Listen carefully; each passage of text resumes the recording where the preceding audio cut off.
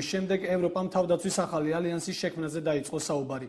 პირველი ვინც ამ საკითხზე ისაუბრა ევროკომისიის თავმჯდომარე ჟან-კლოდ იუნკერია. იუნკერი ამბობს, რომ საჭიროა ევროპული ქვეყნების თანამშრომლობის გაღრმავება უსაფრთხოების სფეროში, რაც გრძელვადიან პერსპექტივაში საერთო ევროპული არმიის შექმნას უზრუნველყოფს. რამდენად რეალურია ასეთი ტიპის სამხედრო ალიანსის შექმნა და როგორი უნდა იყოს საქართველოს როლი ამ პროცესში? ჩვენი სტუმარი ანალიტიკოსი სამხედრო საკითხებში ამირან სალუქვაძეა. საღამოშტობისა ბატონო ამირან, მადლობა რომ ხართ ჩვენი გადაცემის სტუმარი. მოგესალმებით, მიესალმებით კონსტელე მაყურებელს, მადლობთ მოწვევისთვის. ბატონო ამირან, ახალი ევროპული ტიპის სამხედრო ალიანსის შექმნაზე დაიწყო საუბარი. ეს შეიძლება ითქვას, რომ დონალდ ტრამპის არჩევნებში გამარჯვების გამოძახილია. არ ვიტყოდი, რომ გამოძახილია ამ თემაზე საუბარი. გაცილებით ადრე დაიწყო, ვიდრე ამერიკის შეერთებულ შტატებში წინა საარჩევნო კამპანია დაიწყებოდა. უბრალოდ დონალდ ტრამპის გარკვეული განცხადებებიდან გამომდინარე ნატოს-ამ მიმართებაში, ზოგადად უსაფრთხოების სისტემასთან მიმართებაში და ასე შემდეგი განსაკუთრებით რუსეთის და მისი ლიდერის მისამართით აკეთებდა გარკვეულ განცხადებებს, აჟიოტაჟი გამოიწვია არა მარტო ევროპაში, ასევე მთელ მსოფლიოში იყო რაღაც ცრუ მოლოდინები და უბრალოდ ეს თემა განახლდა და მეტი, ასე ვთქვათ, ტემპერატურა მიეცა ამ საკითხს, თორემ რაც ეხება ევროკავშირის არმიის შექმნას, ეს მანამდეც იყო, რადგან ევროკავშირში არიან ქვეყნები, რომლებიც არ არიან ნატოს წევრი ქვეყნები და ამ თემაზე მიდის სხვადასხვა მსჯელობები, თვეების, წლების განმავლობაში. ასე რომ ეს სიახლე არ არის უბრალოდ იმ რეალობის შემდეგ, რაც ამერიკაში ჩატარებული არჩევნების შემდეგ დადგა, თემამ აქტუალობა შეიძინა, ასე ვთქვათ, თუმცა მე ვფიქრობ, რომ ეს ზედმეტად არის საჟიტირებული და რატომ დაიწყო ამაზე საუბარი, რომ უნდა შეიქმნას, ანუ ნატო ვერ ასრულებს თავის ფუნქციას, თუ აი რა იქნება ეს ევროპული ტიპის, ვთქვათ, სამხედრო ალიანსი, რას გააკეთებს ის? მე ვთვლი, რომ ზედმეტი სტრუქტურებია ეს. როგორც განცხადებებში არის ნათქვამი, მე ვგულისხმობ ევროკავშირის ლიდერების, სხვადასხვა ლიდერების განცხადებებს, იქ არ იქნება საუბარი რაიმე ახალი არმიის ჩამოყალიბებაზე ან სხვა რაღაც ბიუროკრატიული სტრუქტურების და მართვის ორგანოების შექმნაზე, თუმცა თუ ასეთი მიმართულებით წავლენ გარკვეული სტრუქტურების შექმნა მაინც იქნება საჭირო, რადგან ევროკავშირის არმიაში იქნება იმ ქვეყნების არმიებიც, რომლებიც ნატოს წევრი არ არიან. ეს საკმაოდ მოუქნელ სტრუქტურას შექმნის და შესაძლოა უსაფრთხოების ნაცვლად პირიქით ნაკლები ეფექტიანობა მიიღოს ევროპამ. გაცილებით მნიშვნელოვანი იქნება იმუშაონ იმ მიმართულებით, რომ დაიხვეწოს თვითონ არსებული სტრუქტურა ნატოსი, იქ არსებული პრობლემები და ის საკითხები, რაზეც ამერიკასა და ნატოს წევრ ქვეყნებს შორის იყო ყოველთვის საუბრები და პრობლემები. კი ბატონო, ფედერიკა მოგერინი ცოტა ხნის წინ გააკეთა განცხადება, რომ ნატოსაც არ ყავს საკუთარი ჯარი, ან ნატოს წევრი ქვეყნების არის ეს დაკომპლექტებული, თუმცა ამბობს, რომ ანუ არ იქმნება ევროპული, ვთქვათ, სამხედრო გაერთიანება, ისიც აქვე, ანუ რატომ არის განსხვავებული აზრები, რა ხდება, როდესაც ჟან-კლოდ იუნკერი ამბობს, რომ საჭიროა შეიქმნას, ხედავთ ცოტა რამდენიმე დღის შემდეგ გამოდის ფედერიკა მოგერინი და ამბობს, რომ არ იქნება, არ შეიქმნება, რა ხდება, ანუ ტრამპის გამარჯვებამ, ასე ვთქვათ, პანიკაში ჩააგდო ევროპელი ლიდერები. მოდით დავუბრუნდეთ მაშინ ამერიკის არჩევნებს და იმ შედეგებს, რომელიც დადგა და რამ გამოიწვია ეს ყველაფერი. ბევრი ლიდერი ევროპელი არჩევნების დღემდე და იმ შედეგების გამოცხადებამდე, რაც იგი 9 ნოემბერს თუ 10-ში საბოლოოდ მიიღო მთელმა მსოფლიომ და კონკრეტულად ამერიკამ, საკმაოდ დაუფიქრებელ განცხადებებს აკეთებდნენ. ყველა რატომღაც დარწმუნებული იყო, რომ გაიმარჯვებდა ჰილარი კლინტონი. ამ განცხადებების და გვარების ჩამოთვლას ახლა არ მოუყვები, აქტიურად შუქდებოდა სხვადასხვა ქვეყნების სააგენტოების მიერ, მათ შორის ჩვენთანაც. აქეთ ჩვენი ახლო მეზობლებიდან ძალიან ბევრ პოლიტიკოს ჰქონდა ესეთი დაუფიქრებელი განცხადებები და პოსტები სოციალურ ქსელებში და მოუწიათ დონალდ ტრამპის გამარჯვების შემდეგ ამ ჩანაწერების გაუქმება, ასე რომ იყო რაღაც კომიკური სიტუაციებიც კი იყო, ასე ვთქვათ, და ეს წესით ასე არ უნდა ხდებოდეს, ჯერ ერთი სხვა ქვეყნის კანდიდატს რამდენადაც მიუღებელი არ უნდა იყოს ის შენთვის, მით უმეტეს როცა ვიცით, რომ ამერიკაში როგორც წესი ორი კანდიდატი, ერთი რესპუბლიკელი, ერთი დემოკრატი. სხვა სახელმწიფოების დამოკიდებულება ლიდერების მიმართ უნდა იყოს არა მხოლოდ სახელმწიფოების, არამედ კონკრეტული პიროვნებების, პოლიტიკოსების და ლიდერების დამოკიდებულება უნდა იყოს ობიექტური და გაწონასწორებული.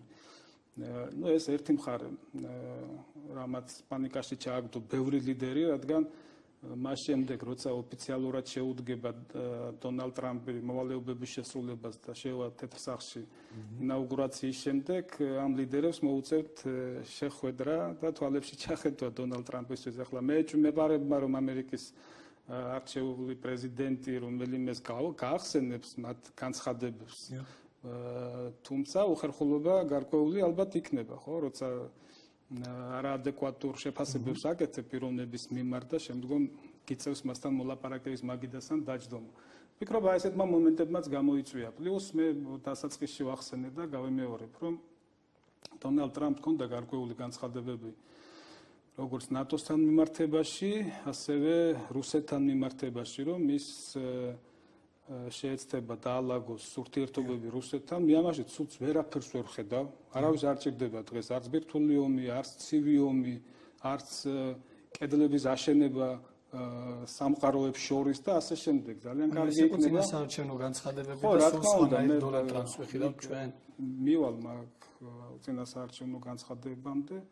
კიდევ ვამბობ, რომ მისასალმებელი იქნება თუ დაალაგდება ეს ურთიერთობები. ოღონდ რა თქმა უნდა, ეს ურთიერთობები ჩვენ რაც გვაწუხებს, არ უნდა დაალაგდეს ჩვენი სახელმწიფო ინტერესების ხარჯზე და დარწმუნებული ვარ, რომ ეს ასე არ იქნება. ამერიკა არ არის ის სახელმწიფო, რომელიც სპონტანურად იღებს გადაწყვეტილებებს ან სპონტანურად ირჩევს პარტნიორებს და არ არის ის სახელმწიფო, რომელიც თავის პარტნიორებს, ასე ვთქვათ, ვერ უსრულებს იმ დანაპირებებს, რომლებზედაც პასუხისგებლობას ის იღებს ხოლმე.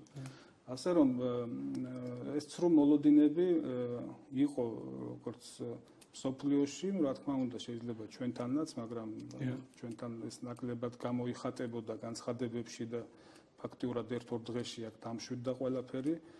რაც ეხება ნატოსთან მიმართებაში დონალდ ტრამპის განცხადებებს, ძირითადი პრობლემა, რასაც ის უყენებდა ნატოს, ეს იყო ნატოს წევრი ქვეყნების მხრიდან სამხედრო ბიუჯეტების გაზრდა, ანუ მიღებულია დაახლოებით 2%, ანუ არანაკლებ 2% მთლიანი შიდა პროდუქტის და აი ამ საკითხზე ალბათ ნატოს წევრ ქვეყნებს ზოგადად ნატოს შიგნით, ანუ ამერიკასა და ნატოს წევრ ქვეყნებს შორის, ნატოს ხელმძღვანელობასთანაც, რა თქმა უნდა, აი ამ საკითხებზე იქნება საუბრები და ნატოს წევრ ქვეყნებს და ზოგადად ევროპას მოუწევს მუშაობა და ფიქრი იმ მიმართულებით, რომ თუ კარგი და მშვიდი ცხოვრება გინდა, თავდაცვისთვინაც სათანადო ხარჯები უნდა გაიღო.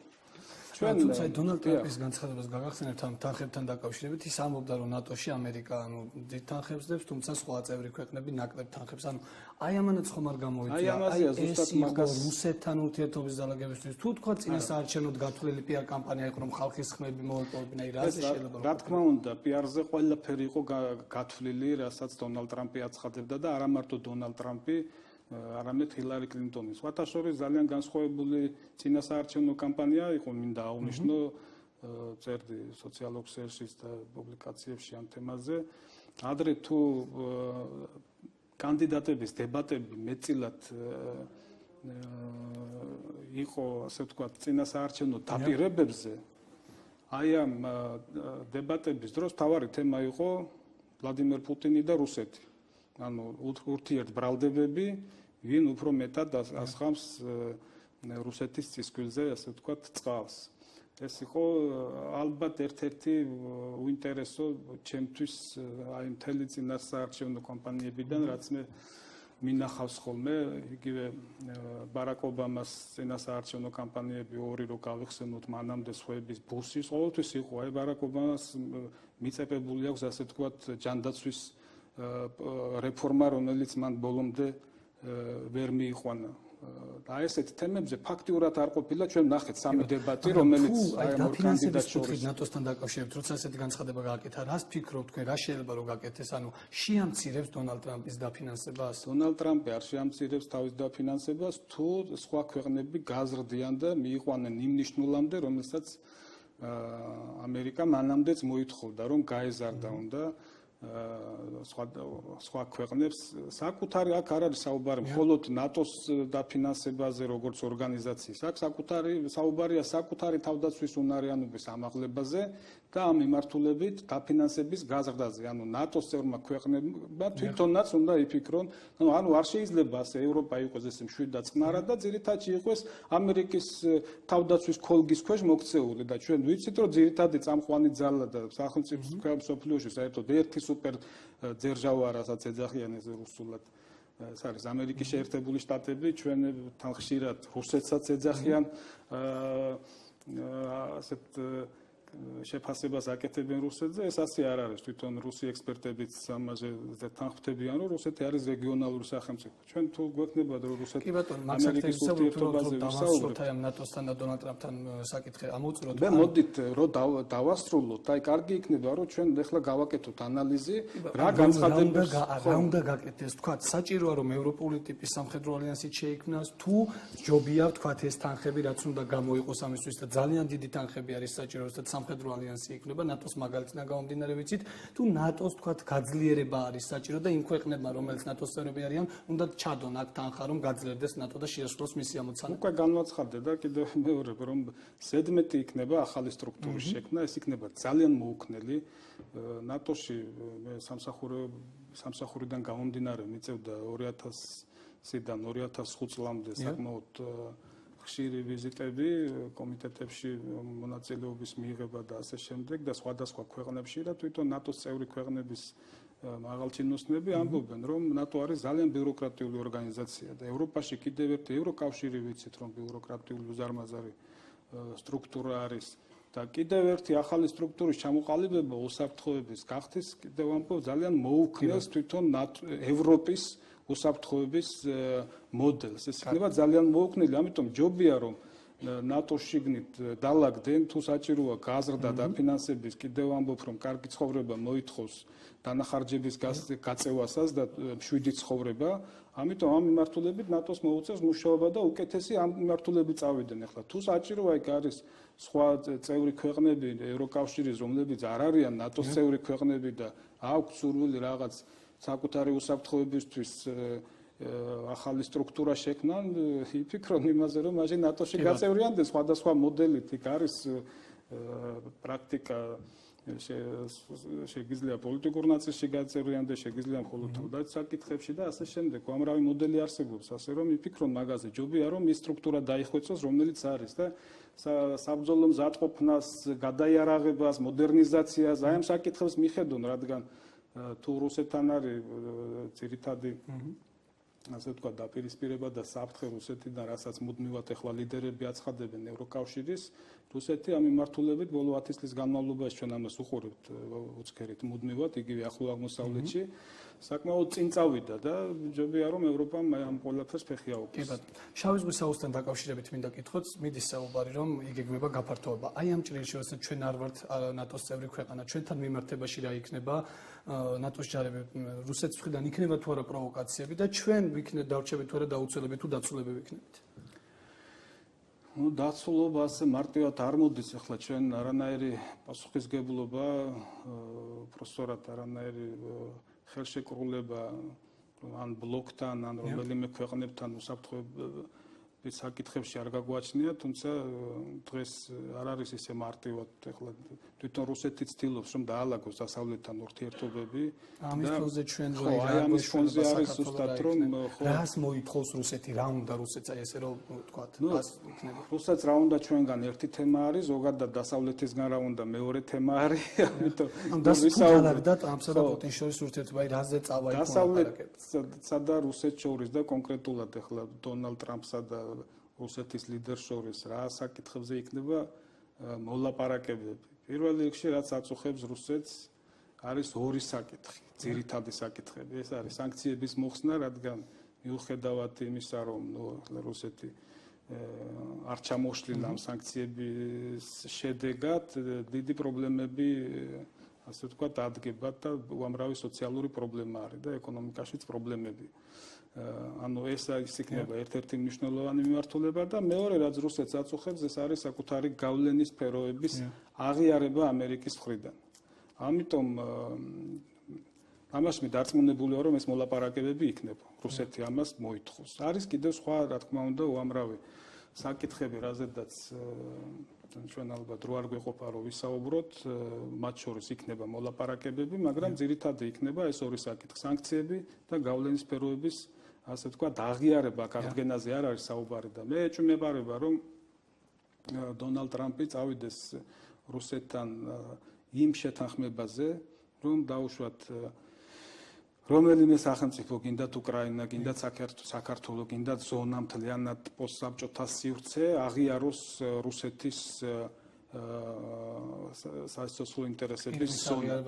ფირმის აღიარებასთან მე მიტომ მინდოდა დაუბრუნებოდი დონალდ ტრამპის და თუ მომცემ საშუალებას ერთ წუთში გეტყვით, აი გავაანალიზოთ ჩვენ წინასაარჩევნო დაპირებებზე ვისაუბრეთ და განცხადებებზე, რომ მთლიანად არჩევნებზე იყო გათვლილი, იქ რა ფენებზე და ასე შემდეგ ბევრმა პოლიტოლოგმა ისაუბრა და მე ამაზე დროს არ წაგართმევ და მაყურებელს არ გადავღლი. ჩვენ შევაფასოთ ახლა აი პირველი ინტერვიუ, რომელიც ოფიციალური ინტერვიუ უკვე არჩევნების შემდეგ გააკეთა დონალდ ტრამპმა, თუ გახსოვთ თავის ოჯახის წევრებთან ერთად. ძალიან ბევრი განცხადება, ხო, აი მიგრაციასთან დაკავშირებით. ციფრი დაასახელა, რომ 11 მილიონ მიგრანტს გაასახლებდა. ჟურნალისტის კითხვაზე ის უკვე პასუხობს, რომ არა, ჩვენ ყველას არ გავასახლებთ, მხოლოდ მათ, რომლებსაც კრიმინალთან ჰქონდათ პრობლემები. უამრავი საკითხი მექსიკასთან კედლის აშენებაზე, ანუ კედელს მთლიანად აღარ აშენებს, იქ ზოგან ხობე იქნება ბადე, ზოგან ზოგ რაიონში კედელი, ანუ დაპირების შესრულება, რა თქმა უნდა, მოუწევს, მაგრამ არა იმ დოზით და იმ ფორმით, როგორც განცხადებები. მე არ ვამბობ, რომ ის მოატყუებს თავის ამომრჩევას, რა თქმა უნდა, თავისი განცხადებები ისე იყო გათვლილი, რომ გარკვეულწილად შესრულება მოუწევს. აი თუნდაც მაგალითად მისი წინამორბედის ბარაკ ობამას ჯანდაცვის რეფორმაზე მის გაუქმებას აპირებდა, ახლა გაუქმებას არ აპირებს. ახლო აღმოსავლეთთან მიმართებაში ქონდა გარკვეული განცხადებები გაკეთებული ჟურნალისტის კითხვაზე, პირდაპირ განაცხადა, რომ იქ მიმდინარეობს გააფთრებული ბრძოლები, ჩვენ გვყავს საუკეთესო გენერლები, უკვე ის როგორც უმაღლესი მთავარსარდალი საუბრობს, მომავალი უმაღლესი მთავარსარდალი, ჩვენ გვყავს საუკეთესო გენერლები, ისინი ცხინვალე დაკეთებენ თავის საქმეს და პირდაპირ კითხა ჟურნალისტს, რომ რატომ უნდა გაქცეთ ამ კითხვაზე პასუხი და ასე შემდეგ კი ბევრი სხვა საკითხები იყო. რაც ეხება ყირიმის თემას, ახლა დაუბრუნდები, რატო გავაკეთე ეს შესავალი, რომ ერთი ყირიმის თემაზე მას არ უთქვამს, რომ ის აღიარებს ყირიმს რუსეთის შემადგენლობაში. მან თქვა, რომ განიხილავს და სიტყვა განიხილავს, ანუ განვიხილავ ყირიმის საკითხს, ეს არანაირად არ ავალდებულებს მას რუსეთის პრეზიდენტის წინაშე და თუნდაც ამომრჩევლების წინაშე, რა თქმა უნდა, განხილვები იქნება.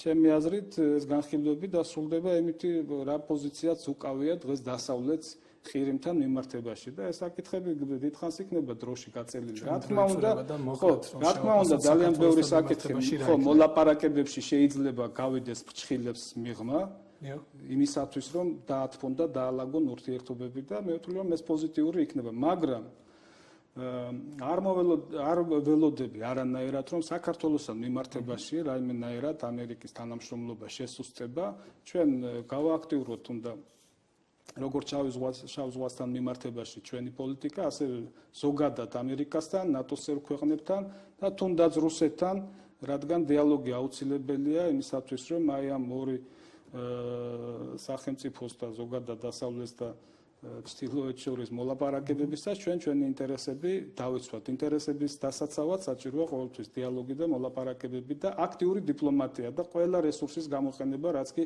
სახელმწიფოს გააჩნია და ყველა უწყების სპეცსამსახურებიდან დაწყებული დიპლომატიით დამთავრებული, რომ ჩვენი ინტერესები მაქსიმალურად შევინარჩუნოთ. და მოკლედ მითხარით, ძალიან მოკლედ სამხედრო ფლოტთან დაკავშირებით გვჭირდება თუ არა, თავდაცვის მინისტრის პასუხი იყო, რომ არ გვაქვს ფუფუნება და არ ძალიან მოკლედ. რა თქმა უნდა, დღეს მაგის ფუფუნება შეიძლება ჩვენ არ გქონდეს და ალბათ ვიცის ყველა პოზიცია, რომ მე განვაცხადე, რომ მთავრობამ დაიწყოს უნდა ფიქრი ზუსტად იმ ინიციატივიდან გამომდინარე, სულაც არ ნიშნავს, რომ ეს დღეს უნდა გავაკეთოთ. ფიქრი ნიშნავს იმას, რომ ჩვენ ჩამოვაყალიბოთ პერსპექტიული მოდელი შეარაღებული ძალების როგორი არმია გვესაჭიროება. არის თუ არა ფლოტი საჭირო, ეს მსჯელობის საგანი უნდა გახდეს და მხოლოდ ამის შემდეგ უნდა იქნას კვალიფიციური ხალხის მიერ გადაწყვეტილება მიღებული. დიდი მადლობა გადაცემაში მონაწილეობისთვის. ჩვენი სტუმარი ამ ანალიტიკოსის სამხედრო საკითხებში ამირან სალოქვაძე იყო. Talk show დღის თემა დღეს ამით დასრულებულია. მე ხვალამდე გემშვიდობებით დროებით.